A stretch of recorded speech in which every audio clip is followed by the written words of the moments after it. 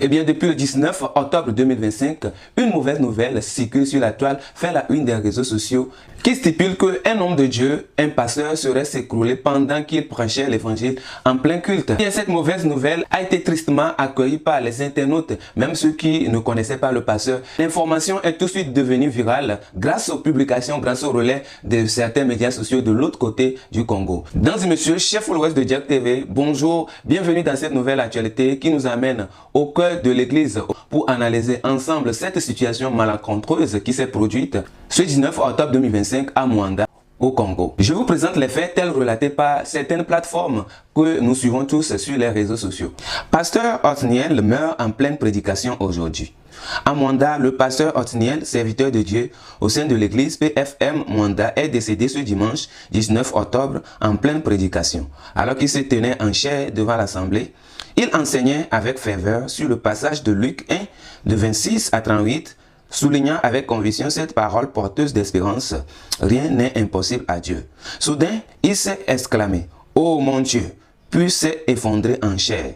Toutes nos condoléances à sa famille et au corps de Christ. Cette photo juste avant que l'homme de Dieu ne s'écroule. Eh bien, voici les faits présentés. La première question que l'on doit se poser, si cette mort a-t-elle été commanditée par les êtres humains ou cela provient du monde spirituel? Eh bien, dans cette vidéo, nous allons ensemble en découdre, en discuter. Eh bien, en lisant attentivement les faits tels présentés par les médias sociaux, l'on peut tout de suite remarquer ou bien souligner que ça pouvait être une crise cardiaque que le pasteur a fait, ce qui l'a conduit au-delà. Il a succombé suite à cette situation qui s'est présentée à l'église. Quel coup dur, quelle tristesse pour cette église le jour-là. J'imagine un peu la suite du culte. Est-ce qu'il pouvait encore continuer l'église? Est-ce qu'il pouvait encore continuer ce que l'homme de Dieu faisait avant que la mort ne le prenne de cette façon? Je ne pense pas que ça soit le cas. Eh bien, une tristesse va envahir toute l'église. Il n'y aura que des pleurs, des cris de pleurs qui vont résonner dans toute l'église, dans toute l'assemblée ce 19 octobre-là. J'ai même vu une vidéo qui a circulé récemment dans laquelle on voit les sapeurs-pompiers venir chercher le corps du pasteur et c'était vraiment touchant, c'était vraiment pathétique. En regardant la vidéo et aussi les cris de pleurs qui résonnaient dans la vidéo, des fidèles qui étaient inconsolables, des fidèles qui ne cessaient de crier, de monter vers Dieu, le cri de pleurs et tout. Et c'est vraiment triste, touchant. Il faut être dur de tête pour ne pas sentir la tristesse dans cette histoire-là. Pour la famille, la femme et les enfants du pasteur, j'imagine leur état d'âme le jour-là est toujours aussi actuellement. Car c'est un véritable coup dur pour cette église et aussi pour la communauté chrétienne. Parce que ce genre de mort, c'est quand même éprouvant. Un homme de Dieu qui prêche pendant un culte et s'écroule et puis il meurt. Et c'est une situation qui va rester beaucoup longtemps, très longtemps dans la tête, dans l'esprit de ceux qui ont assisté à la messe de ce pasteur le jour-là. En tout cas, aucun pasteur ne mérite de mourir ainsi. Nous devons mettre des pasteurs dans nos prières. Nous devons les insérer dans nos prières pour que ces genres de situations ne se produisent pas, car cela décourage, cela donne une mauvaise image de l'église. Dans les publications qui ont rendu public cette mort subite, cette triste mort de ce pasteur, on voit cette description qui signifie qu'il prêchait avec ferveur. J'en viens là parce que c'est un phénomène qui est très récurrent chez les pasteurs, surtout chez les nouveaux pasteurs. Ils veulent tout démontrer, ils veulent prêcher la parole avec un certain zèle pour pouvoir mieux expliquer ce qu'ils veulent dire, pour pouvoir impacter leurs fidèles. Et oui, cela est nécessaire, mais arrivé à un âge, il faut que cela se diminue parce qu'il y a la santé mentale, la santé physique, la santé du corps qui également prime sur toutes nos activités. Cela est important. C'est pourquoi il faut suivre à la lettre certaines recommandations des médecins, des docteurs quand ils disent aux patients de ne pas faire telle chose ou bien excéder un certain temps de prédication. Parce que nous voyons l'énergie qui est déployée par les pasteurs quand ils prêchent, quand ils donnent la parole de Dieu. Et oui, après, eux-mêmes, ils en souffrent sans toutefois en parler. Un pasteur qui crie du matin au soir ou d'une heure à 2 heures ou bien pendant 3 heures paie les conséquences après cela. Parce que c'est vrai aussi que l'Esprit de Dieu utilise ardemment, l'Esprit de Dieu utilise de façon énergétique, mais par après, en tant qu'être humain, il y a ce ressentiment-là qui vient dans l'esprit, qui vient dans le corps de tous les pasteurs, de tous les hommes de Dieu, et c'est la fatigue. C'est pourquoi arrivé à un âge, on interdit un tas de choses aux pasteurs pour qu'ils puissent encore vivre longtemps. Et je suppose que c'était dans ce genre de situation que le pasteur qui venait de décéder s'est retrouvé. Peut-être on lui a interdit de ne pas trop crier, de ne pas trop faire d'activités énergétiques, ou bien aussi quand il doit prêcher, il ne doit pas excéder un certain nombre d'heures à cause de sa santé, ou bien il ne doit pas déployer assez d'énergie.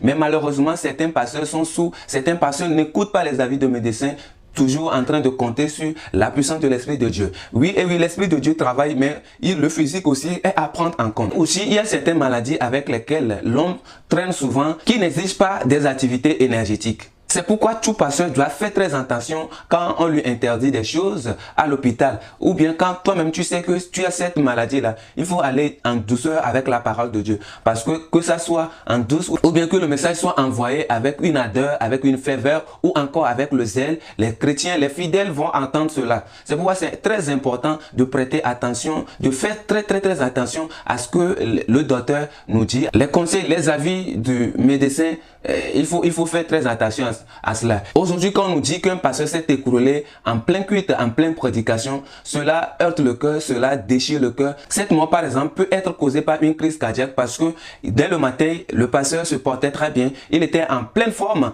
Et même il prêchait avec zèle, ce qui prouve, ce qui montre qu'il était bien portant. Et subitement, voici ce qui s'est produit. La conclusion, c'est que peut-être qu'il a excédé les heures de sa prédication. Ce ne sont purement que des analyses et je ne dis pas forcément que c'est ce qui est arrivé. Mais en voyant les choses, en observant de l'un, même les faits tels présentés signifient beaucoup de choses. Et donc, être témoin de ces genres de situations aujourd'hui laisse à croire que c'est une crise cardiaque ou encore c'est une maladie qui a causé cela. Parce que quelqu'un qui se porte bien le matin et a même prêché durant une heure, durant une certaine minute, ne doit pas s'écrouler comme ça. Et donc, ça s'apparente à une maladie physique, à une crise cardiaque qui aurait conduit le pasteur dans sa toute dernière demeure.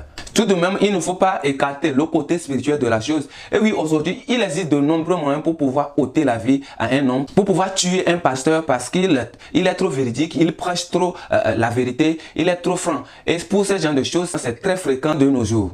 Où le pasteur est très détesté, critiqué parce qu'il prêche la bonne évangile, ou encore, pendant que le pasteur prêche la puissance de Dieu, tout ce que Dieu peut faire, il y aura quelqu'un forcément qui va essayer de le tenter, voir si vraiment ce qu'il dit là est réel. Là, certains pasteurs tombent dans le piège parce qu'ils ne prient pas réellement, parce qu'ils ne cherchent pas réellement Dieu. Pendant qu'ils servent Dieu, leurs mains sont encore dans d'autres choses, ce qui permet facilement à l'ennemi de pouvoir les entendre. C'est pourquoi c'est très nécessaire pour ces gens de pasteurs qui aiment dire la vérité, de louer Dieu en vérité et en esprit, de servir Dieu selon les recommandations de la Bible, selon l'esprit de Dieu, et aussi ils doivent chercher à prier, à jeûner tous les jours pour pouvoir être dotés de la véritable puissance de Dieu, pour être protégés contre toute puissance machiavélique, pour être protégés contre toute puissance de ténèbres. Nous savons tous au Congo, la chose qui est très récurrente, c'est l'empoisonnement. Aujourd'hui, on peut également parler de cet aspect de la chose où le pasteur pouvait être empoisonné depuis, mais que le produit continuait pas à agir de façon progressive dans son corps.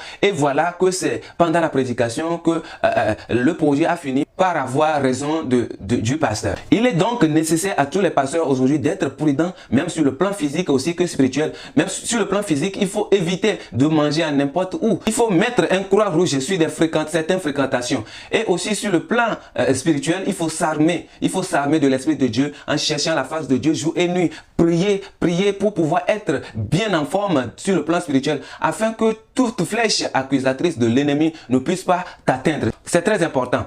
Eh bien, ces genres de choses qui se produisent dans l'église envoient un mauvais message dans le monde. Comme quoi, même en étant en Christ, on n'est pas protégé. Voilà un pasteur qui meurt en plein culte. Où est passé son Dieu? Où est-ce que l'Esprit de Dieu était quand la mort a eu raison du pasteur? Eh bien, nous devons cesser d'envoyer ces genres de messages dans le monde. Parce que Dieu est notre protecteur et il n'a pas promis ces genres de mots à ses enfants. C'est pourquoi, tant que nous, ses enfants, devons faire des pieds et des mains, faire toutes choses pour être sous ses ailes, pour être sous sa protection, afin que qu'aucun mal ne nous touche. C'est très triste de voir aujourd'hui ce pasteur ramener avec lui ce don que Dieu lui a donné, ce ministère, cette mission qu'il avait sur cette terre, de repartir comme ça. C'est très pathétique. En tout cas, beaucoup de courage à toute la communauté chrétienne du Congo et surtout celle de l'église dont le pasteur était titulaire, était berger.